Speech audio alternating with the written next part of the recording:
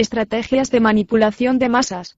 Introducción. A continuación presentamos las técnicas empleadas por los medios de comunicación masivos, cuya finalidad es modelar la conducta humana, para lograr la adaptación de las sociedades al sistema de globalización neoliberal, que solo genera condiciones de vida aceptables para una pequeña parte de la población mundial, mientras las grandes mayorías son arrojadas al hambre, miseria, guerras, exclusión, migraciones, etc., en tanto que una élite privilegiada sigue acumulando riquezas inimaginables, que les permiten además adquirir el poder de establecer políticas a nivel mundial por encima de los estados nacionales. Las 10 estrategias fueron atribuidas erróneamente al eminente politólogo y lingüista Noam Chomsky, siendo el original perteneciente al escritor francés Sylvain Timsit.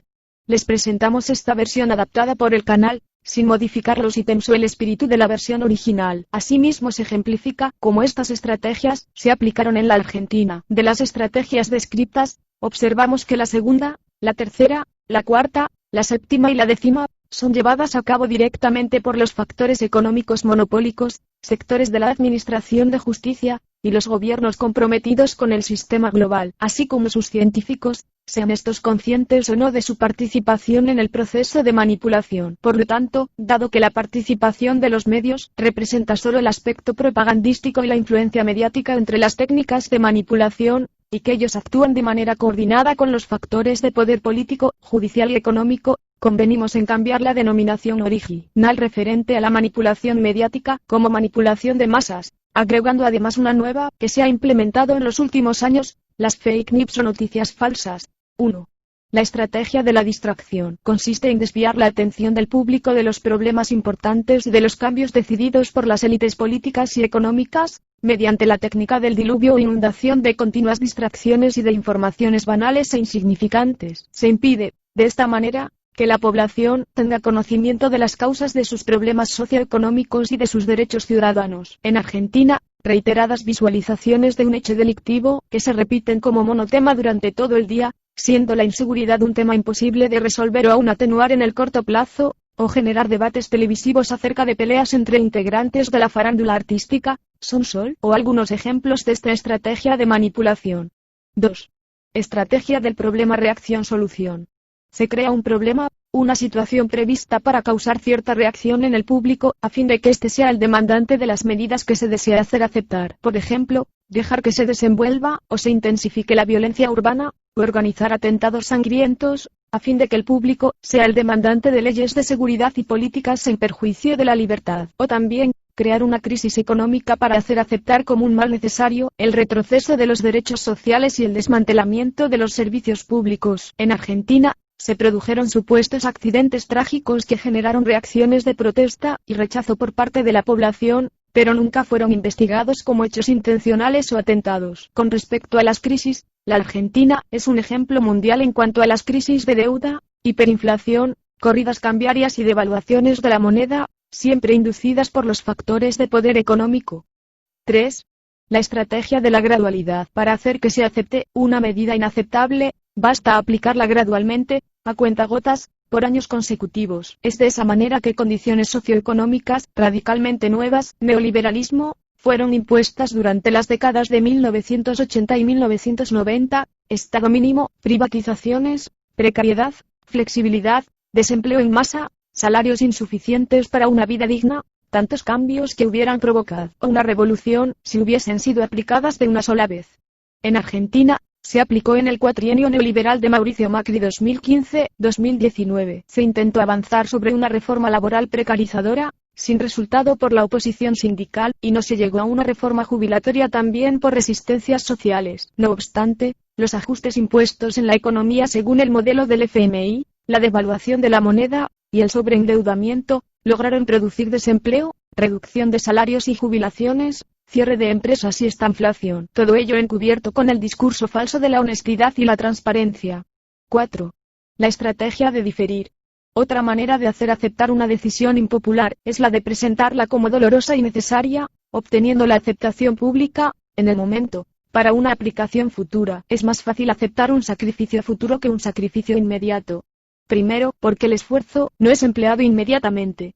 Luego, porque el público, la masa, tiene siempre la tendencia a esperar ingenuamente que todo irá a mejorar mañana, y que el sacrificio exigido podrá ser evitado. Esto da más tiempo al público para acostumbrarse a la idea del cambio y de aceptarla con resignación cuando llegue el momento. En Argentina, se recurrió, durante el aludido gobierno de Macri, a la remanida frase de que este es el único camino, es por acá, estamos en lo correcto, haciendo lo que hay que hacer, etc. Asimismo, la necesidad de adoptar medidas dolorosas para la sociedad, estaba fundamentada en el desastre producido, supuestamente, por las malas políticas de despilfarro y la tan publicitada y sobredimensionada corrupción del gobierno anterior, de corte populista. Se utilizaron frases como, todo va a mejorar a partir del segundo semestre, la luz al final del túnel, etc. 5.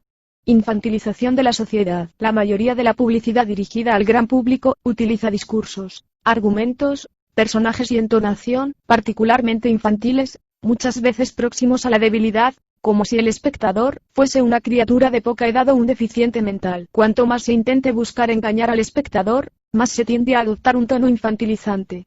Porque, si uno se dirige a una persona como si ella tuviese la edad de 12 años o menos, entonces, en razón de la sugestionabilidad, ella tenderá, con cierta probabilidad, a una respuesta o reacción también desprovista de un sentido crítico como la de una persona de 12 años o menos de edad. Basta ver los discursos del expresidente ya mencionado, que dan cuenta de esta modalidad de comunicación hacia sus seguidores. 6. Utilizar el aspecto emocional, mucho más que la reflexión. Hacer uso del aspecto emocional, es una técnica clásica, para causar un cortocircuito en el análisis racional, y finalmente al sentido crítico de los individuos. Por otra parte, la utilización del registro emocional, permite abrir la puerta de acceso al inconsciente para implantar o insertar ideas, deseos, temores, odios, compulsiones, e inducir comportamientos en respuesta a estos sentimientos. Un periodista anticuarentena se quejaba del aislamiento obligatorio, impuesto por la pandemia de coronavirus, haciendo referencia a que su sobrino había nacido y no podía visitarlo, así como sus abuelos. No obstante, sus dotes actorales no alcanzaron para que pudiera llorar ante la cámara de televisión. 7. Mantener al público en la ignorancia y la mediocridad. Hacer que el público sea incapaz de comprender las tecnologías y los métodos utilizados para su control y su esclavitud. La calidad de la educación dada a las clases sociales inferiores debe ser la más pobre y mediocre posible, de forma que la distancia de la ignorancia que planea entre las clases inferiores y las clases sociales superiores sea, y permanezca imposible, de alcanzar para las clases inferiores. En la Argentina, hasta los años 70 la educación pública predominaba sobre la privada, tanto en cantidad de escuelas como en calidad. La situación se revirtió durante los años 90, con la aplicación de las políticas neoliberales del gobierno de Menem, que dado el ajuste aplicado sobre el presupuesto educativo, y la baja de salarios docentes, influyeron negativamente en la calidad educativa de la escuela pública y sus condiciones edilicias. Proliferaron las escuelas y universidades privadas de dudosa factura. Además se provincializó la educación pública, antes nacional, arrojada a los endémicos problemas presupuestarios de las provincias. 8. Estimular al público a ser complaciente con la mediocridad. Inducir al público a creer que es moda el hecho de ser estúpido, vulgar e inculto. Como ejemplo, la música puede ser un recurso de idiotización, cuando sus letras se refieren al sexo groseramente, o su contenido es machista y denigrante hacia la mujer, o se difunde un lenguaje grosero y soez. 9. Reforzar la autoculpabilidad. Hacer creer al individuo que es solamente él el culpable por su propia desgracia, por causa de la insuficiencia de su inteligencia, de sus capacidades, o de sus esfuerzos. Así, en lugar de rebelarse contra el sistema económico, el individuo se autodesvalida y se culpa, lo que genera un estado depresivo, uno de cuyos efectos es la inhibición de su acción. De esta manera, se logra anular o disminuir la intensidad o la frecuencia de las protestas por reclamos de derechos sociales o laborales. En Argentina, un comercial de una marca de autos introdujo el concepto de la meritocracia. El spot promocionaba todo comportamiento visto como adecuado para el funcionamiento exitoso en la sociedad de consumo y adaptado al sistema. Se entiende que si solo una minoría meritócrata puede acceder a un nivel de vida elevado, como si el único valor deseable para un ser humano fuera el éxito económico, entonces el resto representa un ejército de vagos, inútiles, bohemios o inferiores. Hubo reacción negativa hacia el mismo, y se creó un contraspot muy gracioso, burlándose del mismo. La meritocracia no funcionó, y el comercial fue muy efímero en las pantallas. 10.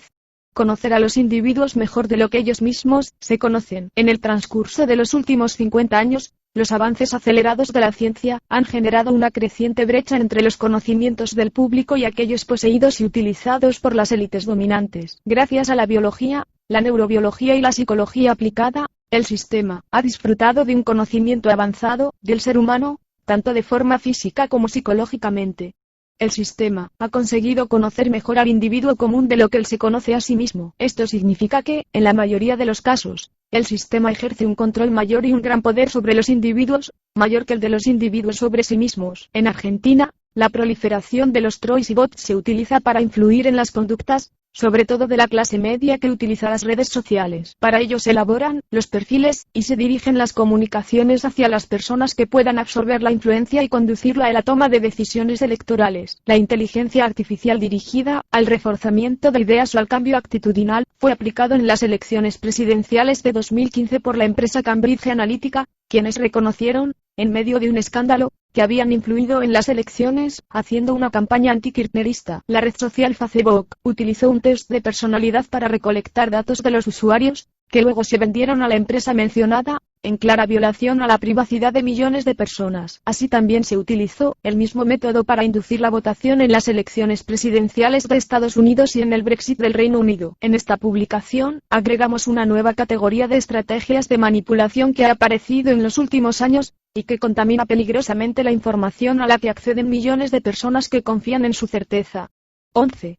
Noticias falsas. Fake news. Últimamente los medios de comunicación y sus empleados periodistas han resignado todo vestigio de ética profesional, al difundir noticias absolutamente falsas, inventadas por los propios medios o sus mandantes del poder dominante. Sus empleados periodistas, y no estoy hablando de todos pero sí de una buena cantidad de ellos, sobre todo, aquellos que se han forjado su propio prestigio en base a su supuesta rigurosidad y calidad investigativa durante muchos años, han virado 180 grados hacia posiciones de derecha, transformándose en meros agentes y operadores altamente remunerados. En la Argentina, hemos visto el invento de la ruta del dinero K, el supuesto asesinato del suicidado fiscal Nisman, por el que se acusó a la expresidenta, y la opereta armada para la elección de la provincia de Buenos Aires, acusando de la autoría intelectual de un triple asesinato vinculado al narcotráfico, al candidato kirchnerista. Como vemos, estas estrategias se aplican en todos los países, tratando de minimizar la diversidad y el pensamiento crítico, con el fin de conducir a las masas hacia determinados comportamientos e ideologías. De nosotros depende acceder y difundir esta información para prevenirnos contra las actividades manipulatorias y poder ejercer nuestra libertad de pensamiento.